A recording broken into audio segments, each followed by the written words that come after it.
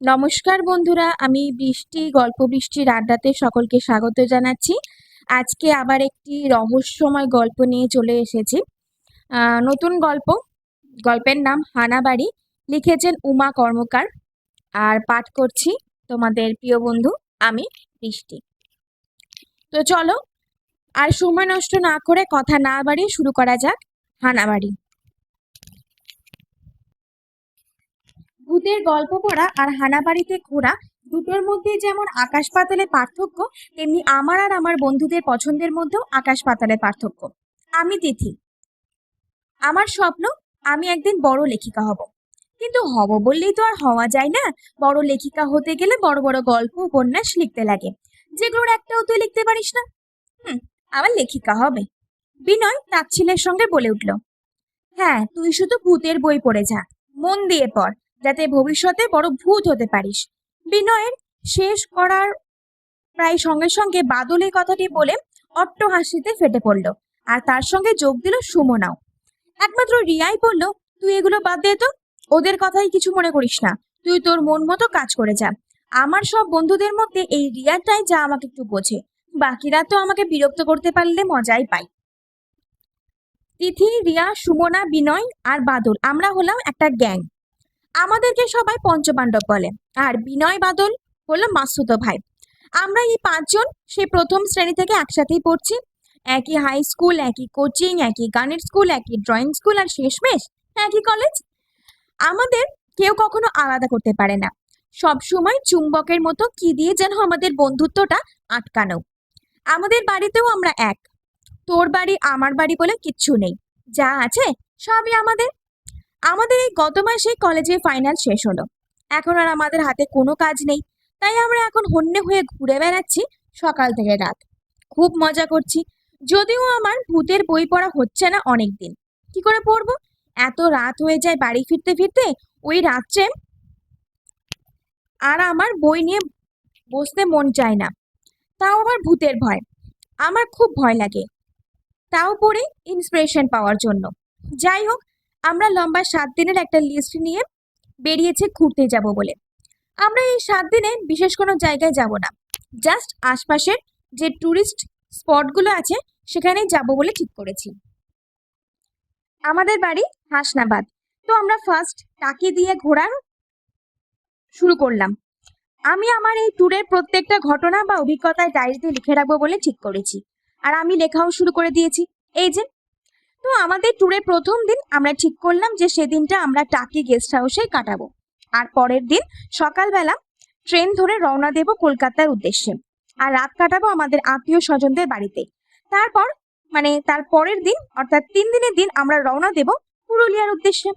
যদিও পুরুলিয়া যাওয়াটা আমাদের প্ল্যানে ছিল না, কিন্তু বিনয় নাকি ওর কোন মতো আমরা আমাদের পরিকল্পনা মতো টাকি গেস্ট হাউসে রাত্রে নিবাসের পরের দিন সকালবেলা ট্রেন ধরে কলকাতার পথে যাত্রা শুরু করি। সেই দিন আমরা সারাদিন কলকাতার বিভিন্ন জায়গা পরিদর্শন করে রাত্রে সুমনার এক দিদির বাড়িতে আশ্রয় নিই। কালকে সকালবেলা আমরা ওখান থেকে ট্রেন ধরে পুরুলিয়ার উদ্দেশ্যে রওনা দেব। সুতরাং এখন আমাদের সবার রাতে বিশ্রাম নেওয়ার সময়। রাতে খাওয়াটা খুব ভালোই হয়েছে। সুমনার দিদি মাংসটা খুব ভালো রান্না করে। আমরা সবাই পেট পুড়ে খেয়েও আবার কালকের জন্য রেখে দেওয়ার আবদার করেছি ট্রেনে উঠে খাবো বলে। যাই হোক, সারাদিন ঘোরাঘুরি করে সবাই এখন খুব ক্লান্ত। আমরা 5 জনের মধ্যে আমি আর সুমনা এক ঘরে শুয়েছি। দিদিরা এক ঘরে, আর বিনয় বাদলদের জন্য আলাদা ঘর দেওয়া হয়েছে। আমি দেখলাম সবাই ক্লান্তিতে বিছানায় পড়ার সঙ্গে সঙ্গে নাক ডাকতে শুরু করে দিয়েছে। তবে আমার কিন্তু ঘুম আসছে না, কি জানি কেন। তার জন্যই তো ডায়েরিটা নিয়ে বসলাম, যদি লিখতে লিখতে ঘুম চলে আসে। আজকে সারাদিন একটু লেখার সুযোগও পাইনি, পাবো কি করে? সারাদিন তো রাস্তায় কেটে গেল।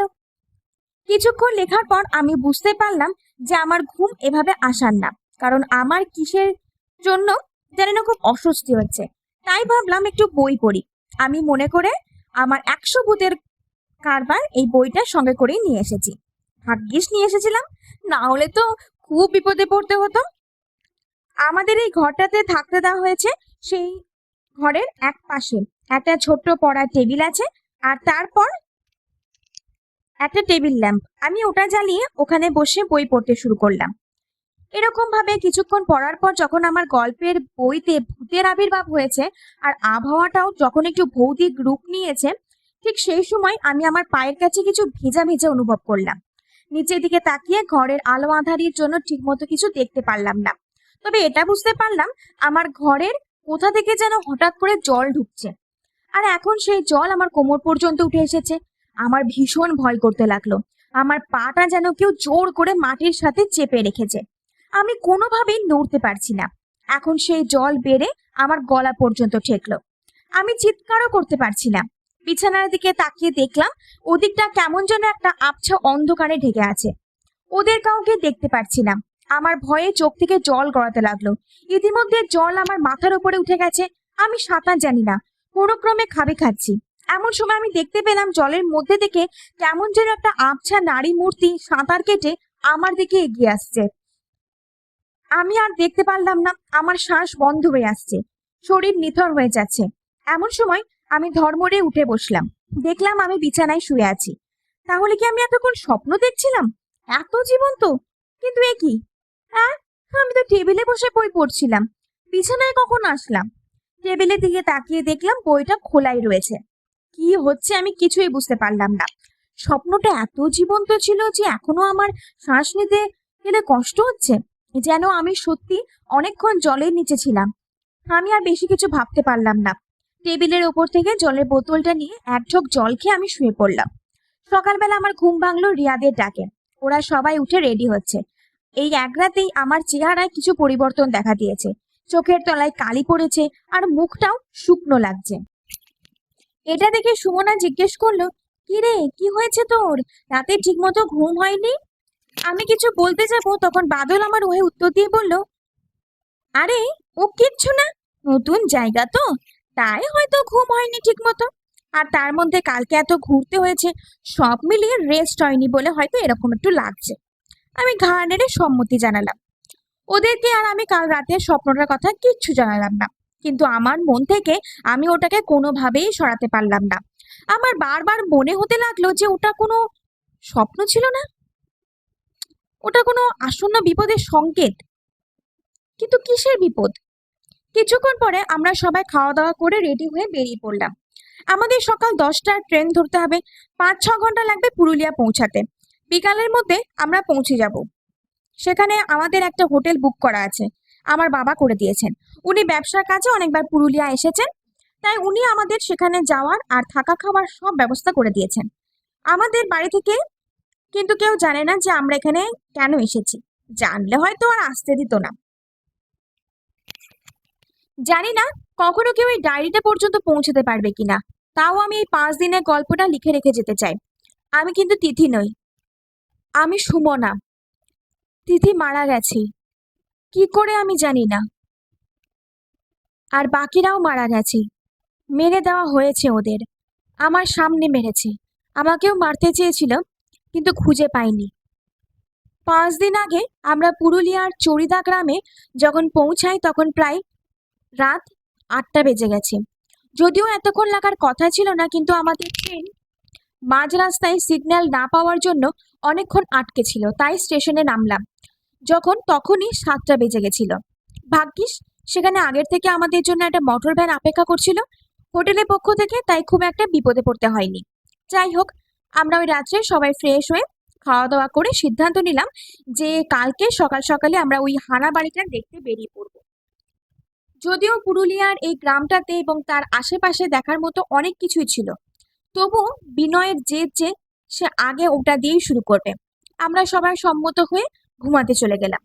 সারাদিনের ক্লান্তিতে আমাদের শরীর এতটাই অবসন্ন ছিল যে আমরা আর পরের দিন সকাল সকাল উঠবো ভেবে উঠতে পারলাম না। আমাদের যখন ঘুম ভাঙলো তখন সকাল গড়িয়ে দুপুর হয়ে গেছে। বিনয়েরই আগে ঘুম ভেঙেছিল, তার চিৎকারে আমাদেরও ঘুম ভাঙলো। আমরা তাড়াতাড়ি উঠে রেডি হয়ে ঠিক করলাম যে আমাদের এক্ষুনি কিছু খেয়ে বেরিয়ে পড়তে হবে, না হলে অন্ধকার নামতে শুরু করলে আমাদের আর কিছুই দেখা হবে না। যেরকম বলা সেরকম কাজ। আমরা হোটেলে খেতে খেতে বিনয় সেই বাড়িটার ঠিকানা হোটেলের ম্যানেজারের কাছ থেকে জোগাড় করে নিল, কিন্তু তিনি আমাদেরকে ওদিকে যেতে বারণ করলেন। ওই বাড়িতে আজ পর্যন্ত নাকি যারাই ঘুরতে গেছে তারাই নাকি আর ফেরেনি।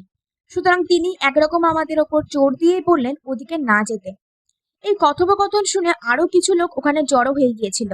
তাদের প্রত্যেকেরই এক কথা, তারা কেউ আমাদেরকে ওখানে যেতে দেবে না। বিনয় তাদেরকে অনেক বুঝিয়েও যখন কোনো সুবিধা করতে পারলো না, তখন আশাহত হয়ে আমাদের কাছে ফিরে এসে আমাদের সব ঘটনা জানালো।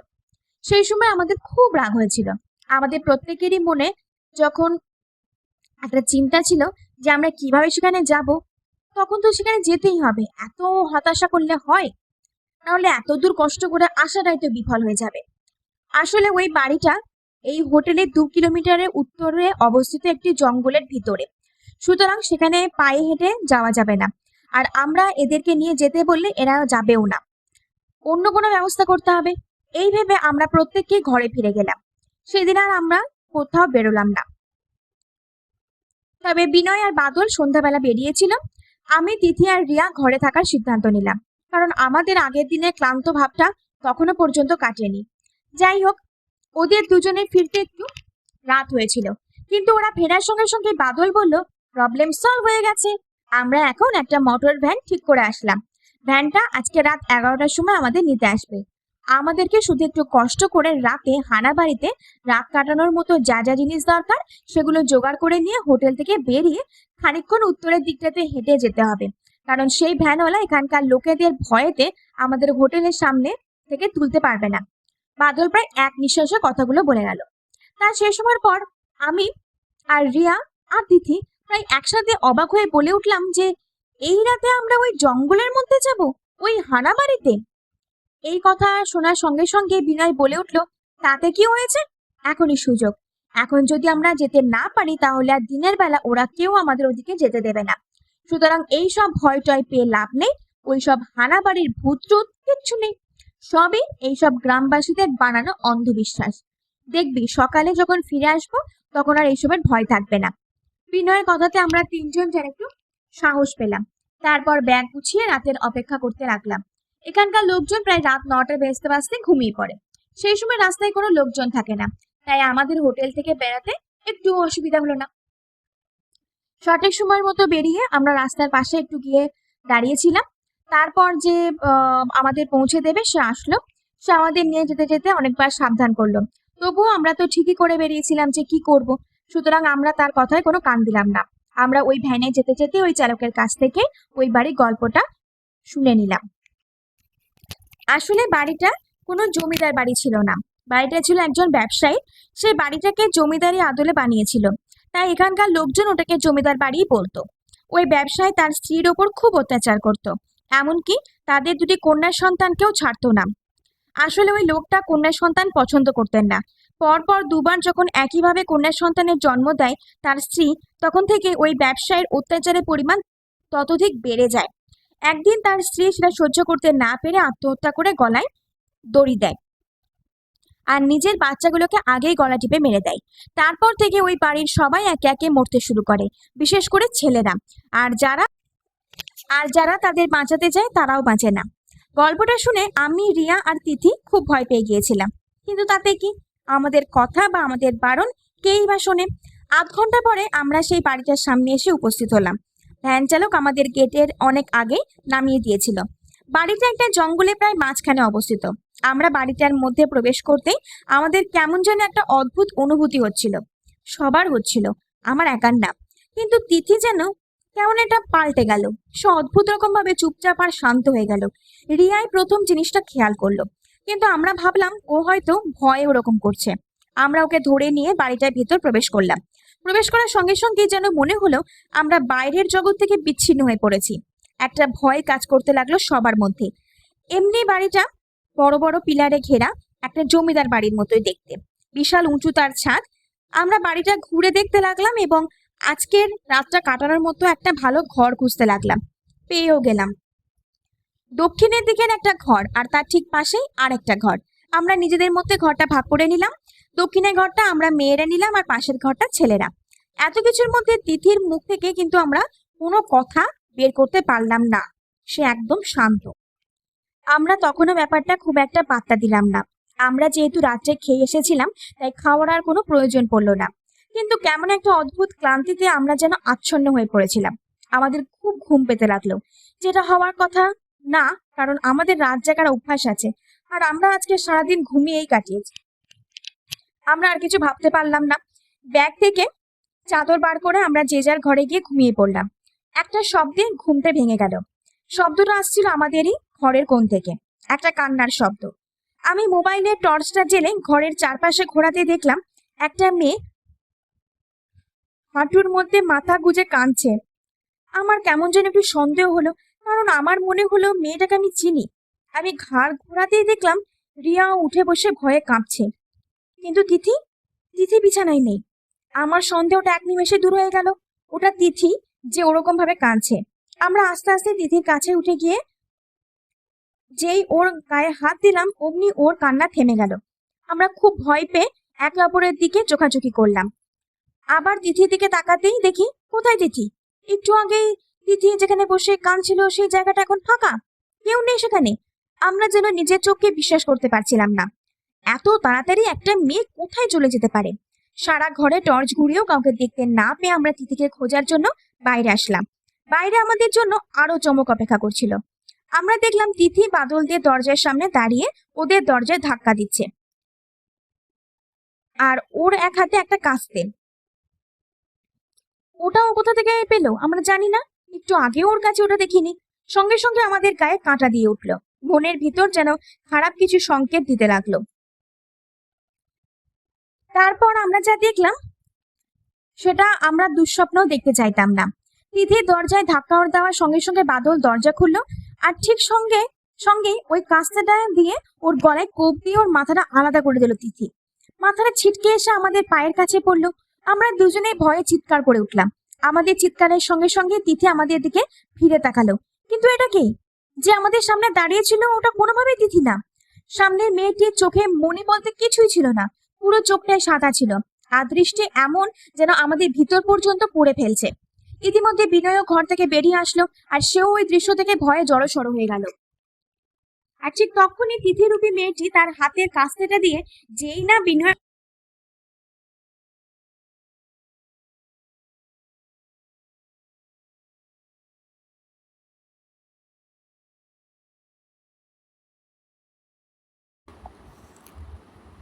আর ঠিক তখনই তিথিরূপী মেয়েটি তার হাতের কাস্তেটা দিয়ে যেই না বিনয়ের গলাটা কাটবে বলে উদ্যত হলো, ঠিক ওই সময় রিয়া তার হাতের কাছে থাকা একটা আঁদলা ইট তার দিকে ছুঁড়ে মারল।